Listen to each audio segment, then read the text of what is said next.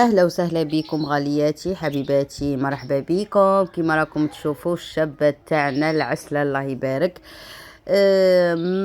حنحكي لكم على التصديرات تاعها اللي هضرنا فيها البارح وشفناها وعجبتنا، وقلنا اصلا سهيله شابه بلا لبسه، شابة وحلوة ومسررة وأي حاجة تطبعها وتجيها شابة. هذا الفستان هذا الأخضر اللي كامل علقوا عليه وقالوا ما عجبناش، هذا ذكرى جميلة من عند يماها ربي يرحمها.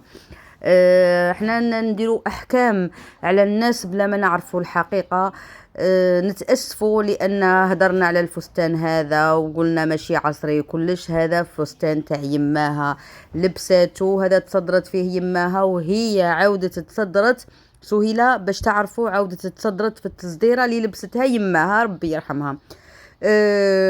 بلا تكبر، بلا كانت قادرة تروح الأكبر ماشطات ويعطوها تصديرة ويوقفوا معاها ويصدروها ويلبسوها ما أروع، لكن خيرة الذكرى الجميلة، خيرة الشيء الجميل لبست تصديرة يماها. شوفوا ايضا القندوره الفرقاني هذه التي لا يعلى عليها، اللي جامي تدي موضه، هذه هي ثاني تصدرت فيها يماها مع المحزمه تاع الذهب ولا تاع اللويز، هذو كامل والجوهر اللي لبسته تاع يماها ربي يرحمها.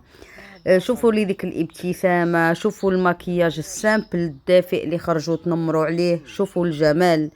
ربي يهنيك يا بنتي، ربي يهنيها ان شاء الله. كما قلت لكم شوفوا الاطلاله الرائعه بالكراكو التقليدي العاصمي والبرنوس، كما كامل العرايس الجزائريات اللي يحبوا يخرجوا باللباس التقليدي. خيرت تكون بالزرنه الخرجه تاعها بالزرنه كما كامل الفتيات الجزائريات. خيرت وش يقولوا خيط الروح مع الكراكو، جات ما شاء الله. المهم اي واحده تنمر وما عجبتوش اللبسه تاعها وضحك عليها